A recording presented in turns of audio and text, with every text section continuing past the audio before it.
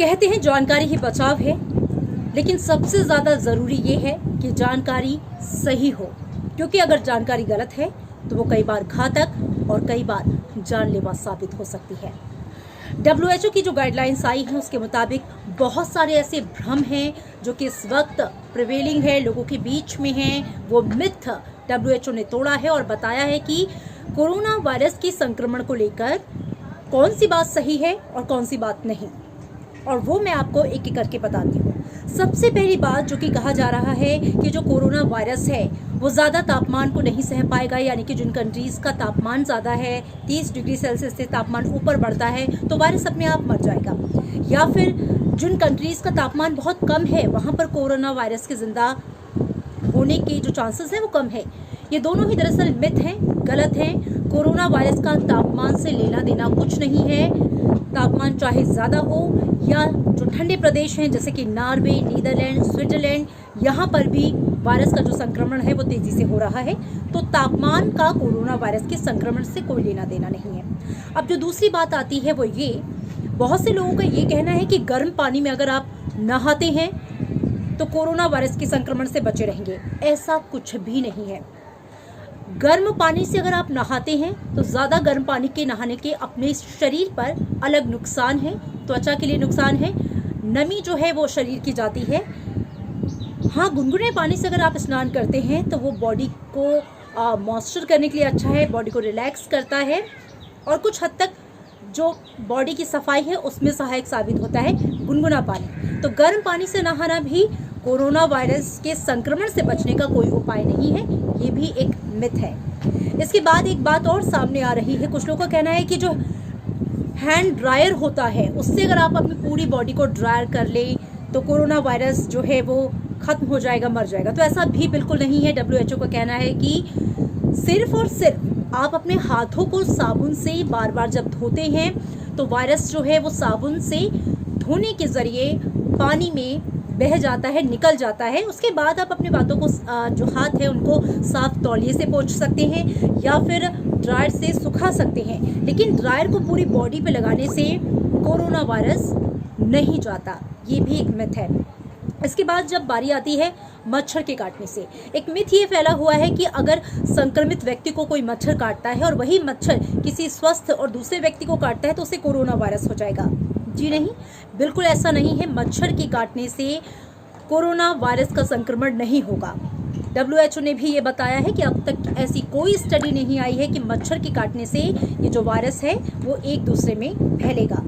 तो फिलहाल ये भी एक मिथ है। और इसके बाद जो बात आती है कि बहुत से लोगों का ये कहना है कि कोरोना वायरस से बचने के लिए जो निमोनिया का वैक्सीन है या जो श्वसन तंत्र से संबंधित और बीमारियां हैं उनके जो वैक्सीन हैं वो काम आएंगी। ये भी बिल्कुल मिथ है, गलत है। कोरोना वायरस जो है वो एक नया और अलग तरह का वायरस है। इसकी वैक्सीन को लेकर खोज जो है वो अभी जारी है। WHO भी जो रिसर्चर हैं उनको बहुत सपोर्ट कर रहा है वैक्सीन के को लेकर। पूरे विश्व में फ़िलहाल जो है रिसर्च चल रहा है। कोई और वैक्सीन जो है वो इसमें कारगर साबित होगी, इसको लेकर पूरी तरह से जो भी भ्रम है वो सिर्फ और सिर्फ भ्रम है, मिथ है। कोई और वैक्सीन इसमें काम नहीं कर रही है। बहुत सारी ऐसी एंटीबायोटिक दवाइयाँ हैं जो पेशेंट के इलाज के दौरान दी जा रही हैं डॉक्टरों के द्वारा, लेकिन ये कहना कि वो एंटीबायोटिक दवाइयाँ इस बीमारी में काम करेंगी, ये भी एक मिथ ही है।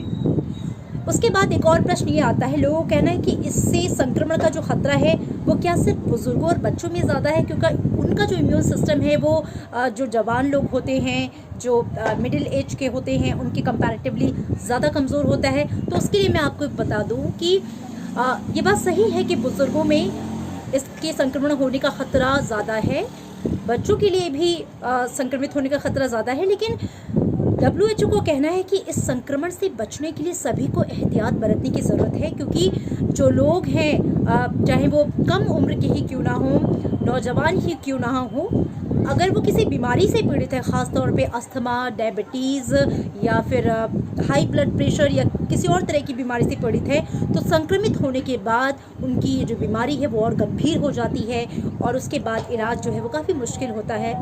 और परेशानियां जो होती हैं पेशेंट को बचाने के लिए, वो डॉक्टर के सामने ज़्यादा चुनौतीपूर्ण हो जाती हैं, बढ़ जाती हैं। इसके बाद जो एक और मिथ है इसको लेकर कि क्या कोरोना वायरस जो है वो एक दूसरे के मिलने से होता है और मिलने से कैसे होता है।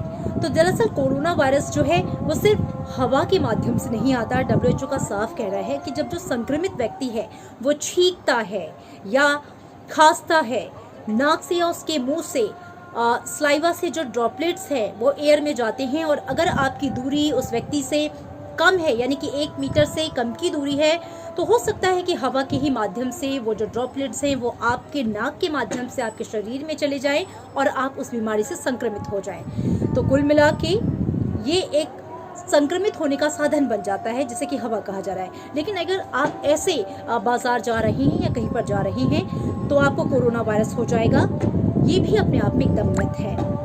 मास्क लगाने की बात इसलिए कही जाती है ताकि अगर आप संक्रमित व्यक्ति के आसपास से अनजाने में गुजर रहे हैं और वो छींक या खांस रहा है तो आप मास्क पहने ताकि उसके ड्रॉपलेट्स जो है वो आपके शरीर में प्रवेश करने से आपका जो मास्क है वो उसे रोके, इसलिए मास्क लगाना ज़रूरी है। तो कोरोना वायरस को लेकर बहुत सारे मिथ हैं, इन मिथ को तोड़ना ज़रूरी है। एक मिथ और ये भी है कि गार्लिक यानी कि लहसुन खाने से जो है कोरोना वायरस के संक्रमण से बचा जा सकता है। ये बहुत बड़ा मिथ है क्योंकि लहसुन जो है उसके अपने गुण हैं, शरीर के लिए वो बहुत ही फायदेमंद होता है, उसके अपने औषधीय गुण हैं, एंटीबायोटिक उसे कहा जाता है, चाहे वो लहसुन हो या हल्दी हो। लेकिन कोरोना वायरस के संक्रमण को रोकने में इसका कोई योगदान नहीं है, इस तरह की कोई स्टडी नहीं आई है। तो सिर्फ आप ये मत सोचिए कि लहसुन आप खाएंगे और कोरोना वायरस के संक्रमण से बच जाएंगे, तो प्लीज़ इसका ख्याल रखिए। कोरोना वायरस के संक्रमण से बचने के लिए मात्र जो 3 बातें कही जा रही हैं वो ये कि अपने हाथों को बार बार साबुन से और पानी से धोएं, संक्रमित व्यक्ति से 1 मीटर की दूरी बनाकर रखें, जितना हो सके घर से बाहर कम निकलें और साफ सफाई का माहौल रखें। जो वस्तुएं आपके घर में आ रही हैं कोशिश करें कि उनको कुछ देर बाद छुएं, हाथों को सैनिटाइज करें। ये तमाम चीज़ें आप अपनाएं और सरकार की ओर से जो दिशा निर्देश जारी किए जा रहे हैं उनका पालन करें। और सबसे आखिरी और इम्पॉर्टेंट चीज़ कि अपनी इम्यून सिस्टम को मजबूत रखें ताकि आप किसी भी तरह की बीमारी की जकड़ में भी अगर आए तो आप बच सकते हैं। क्योंकि ऐसा नहीं है कि कोरोना वायरस से जो लोग संक्रमित हो रहे हैं, मरने वालों की तादाद जो है वो बहुत कम है बचने वालों की तादाद से।